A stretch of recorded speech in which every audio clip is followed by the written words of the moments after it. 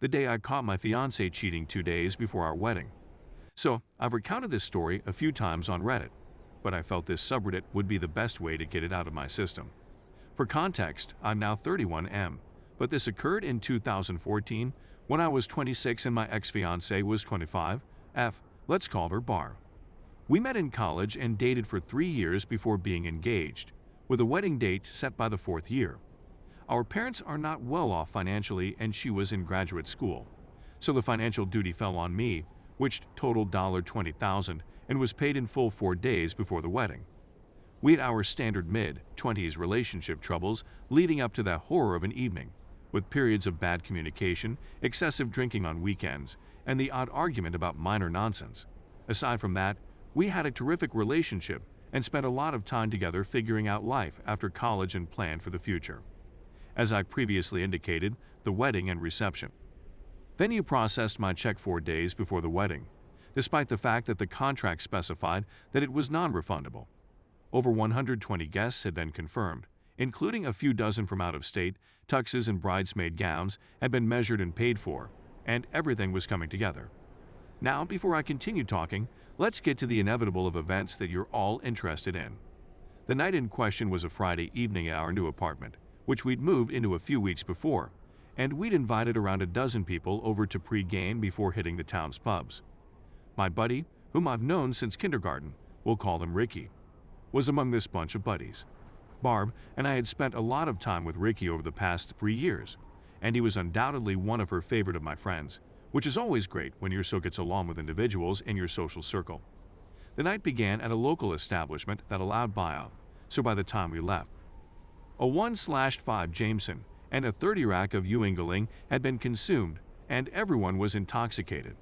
The next 3 hours were spent moving between 2-3 bars, resulting in the whole group devolving into a drunken, aggressive mess. Most everyone went home when the bars closed, save for me, Barb, Ricky, and another couple who returned to our flat for a nightcap. Once back at our residence, the pair barely stayed for about 20 minutes before calling it quits and heading home, leaving me with Barb and freaking Ricky. I spotted Barb checking her phone more than normal earlier in the night in the bar, and Ricky checking his phone after she had locked the screen.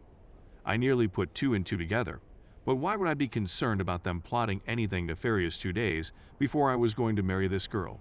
Back to my place, I was reasonably sober and observed that all of the liquor was gone, so I was thinking of picking up a couple of 6-packs from a nearby establishment that remains up until 3 a.m. Barb and Ricky were clearly on the booze and had tanked, but there was no reason to assume anything shady would happen if I left for 20 minutes. When I was in my vehicle, about to leave my apartment complex, I had a horrible sensation in my stomach that something wasn't right, which really terrified me out. So I contacted my closest friend, and he agreed to be picked up and accompany me on the beer run and back to the flat.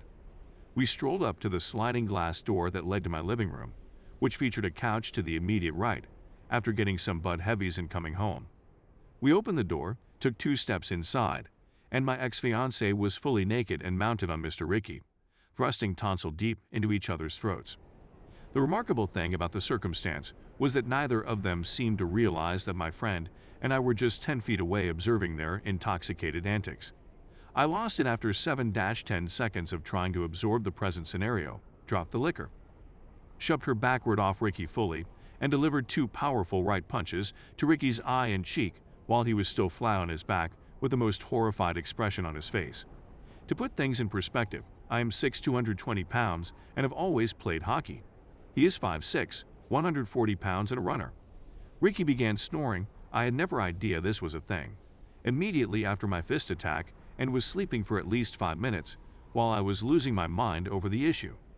I phoned her parents around 10 times without thinking till they woke up and insisted they come take up their unfaithful daughter right now. Their home was just 5 minutes down the road, so they came in quickly after I was berating Barb for her heinous, nasty choice. Her parents rushed into me, yelling at Barb, while Ricky was snoozing on the sofa and my friend was mediating the issue. The first thing I told everyone was that the wedding was OFF. I wanted the ring back and said that I'd rather lose $20K than spend the rest of my life with it cheating.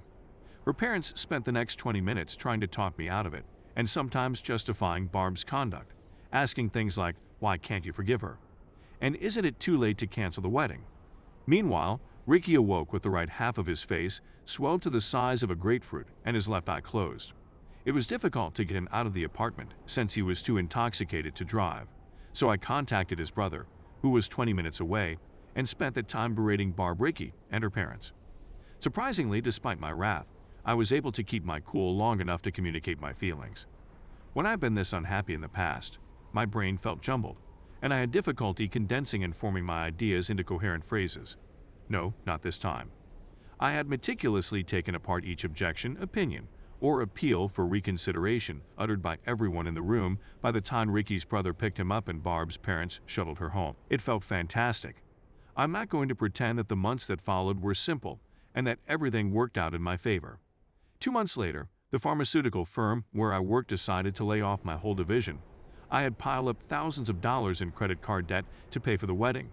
Unemployment followed me for 5 months, and I was diagnosed with major depression. Life was messed up for a few years, and I wouldn't wish it on anybody. But now that I'm 31 years old, things have calmed down and I couldn't be happier. Thank you for allowing me to air my grievances. Story 2. I cheated and don't know how to forgive myself.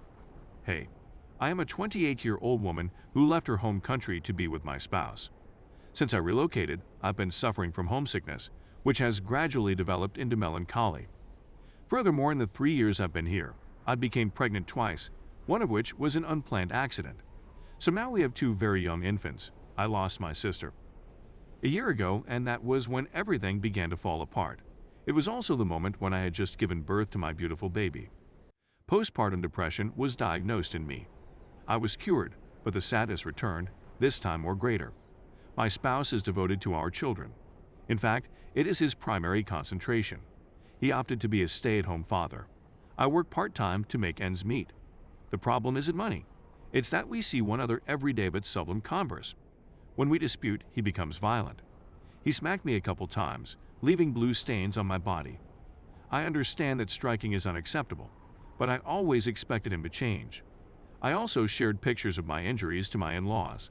They just erased my photos. I've never considered cheating. But I've been feeling so empty that I feel like I'm living on autopilot. My in-laws never inquired how I was, and they never saw me as a person, just as the wife of my husband. I began getting the one-to-up with someone 3 weeks ago, simply to feel anything. So I downloaded an app, spoke with someone, and did it. We made contact. After that, I blocked him and stopped communicating with him. I didn't even attempt to disguise it, and my husband found out 2 days later. He hit me so badly that I couldn't walk. He informs all of my buddies I may, and what I did was heinous. My in-laws barred me. As a result, I was left alone with a battered body and face. It was really lonely. It was my fault that I did the unthinkable. I should have done more to feel alive. I am illiterate and foolish. I told him why I did what I did over the period of 3 weeks. He is aware that I suffer from depression. Therefore, he claims he forgives me and wants to continue. He even gave me flowers a few days later to try to make things better. I admire him, but my sadness is deepening. I now wake up thinking I've done such a terrible thing, and I can't help but hate myself. I'm genuinely considering suicide. I only think about my kids now because the thought of them prevents me from doing so. I'm not sure how to go back into life. My in-laws, family, and friends are all aware of what I did. I'm afraid if they see me, they'll simply see a big failure sign on my face. How can I possibly go on living like this?